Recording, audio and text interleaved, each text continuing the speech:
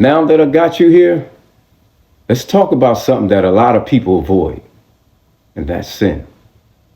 And no, I am not here to give you a holier than thou message, but I will shoot straight and make it plain, and it is something that can save your life. I'll start by telling you this. Sin has no respect to persons. And one of the biggest lies that people tell themselves is, what I'm doing ain't all that bad. God understands me, or time has changed. But let me ask you something. When did God change? When did God lower his standards? Or better yet, show me something in the scriptures that says God made an exception just for you. Sin don't care how much money you got. It don't care how nice you are. And it don't even care if you grew up in the church or just found Jesus yesterday. Sin does not discriminate. It'll take the preacher just like it'll take the drug dealer. It'll grab the married man just like it'll grab the single one. Sin will go into the choir just like it will go into the club. Because sin is an equal opportunity destroyer. I'll say that again. Sin is an equal opportunity destroyer. Listen to me carefully.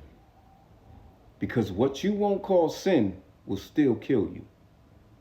Now, I know we try to get all fancy and rename our sins to make it sound prettier, like lust is exploring our sexuality, lying is bending the truth, gossip is just our way of venting, drunkenness is turn up, and pride is knowing your worth. See how that works? Dress it all up all you want. Because if you put poison in a fancy looking cup, it'll still kill you. And besides, God ain't calling it what we calling it. And he is not fooled by these labels, and deep down inside, you're not either. Because let's be real. If it wasn't wrong, we wouldn't keep trying to justify it. If it wasn't sin, we wouldn't have to keep finding ways to explain it away. The moment you got to convince yourself that something is okay, that's the moment that you already know it's not.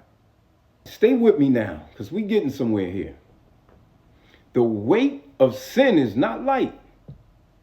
Now, some of us are walking around wondering why we feel so heavy, why we feel so drained, so restless, so empty, and nothing seems to satisfy us. We keep chasing highs that don't last. We're pouring into people that don't fill us up, and we're looking for peace in places where it don't exist. We say life is just hard. But what if it's the fact that the sin in our lives is crushing us?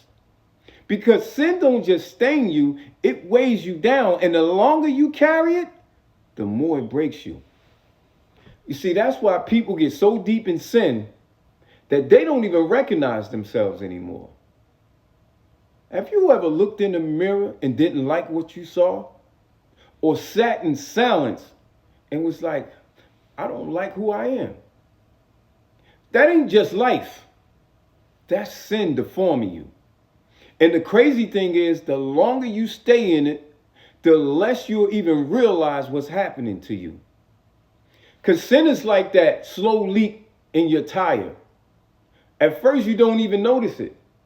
But the longer you keep riding like that, you're going to end up on the side of the road stranded. All right, we're almost to the end, but this part here, it's going to separate the real from the fake.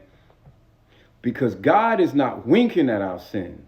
He is not laughing it off like, oh yeah, that's just how they do. Sin cost Jesus his life. And you think it's cute? You think it's not a big deal? Nah. God is merciful, but he is not a fool. God is patient, but he is not blind. And see, we're mistaking God's patience for his permission. Just because God hasn't struck us down yet, don't mean he's okay with our living. Just because consequences haven't hit yet, don't mean that they are not on the way. God's delay is his mercy in action. But even mercy will run out. And the last thing that we want is to realize that we ran out of time. It is way past time for us to face the truth. So let me hold this mirror up for you. And if Jesus came back right now, would you try to explain your sin away? Would you stand before him with excuses, or would you fall on your knees with regret? You already know the answer. So what are you waiting for? A bigger sign, a deeper fall, or another broken relationship?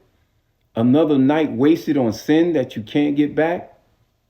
If you feel that tug in your chest and that conviction in your spirit, that's God saying, come home before it's too late.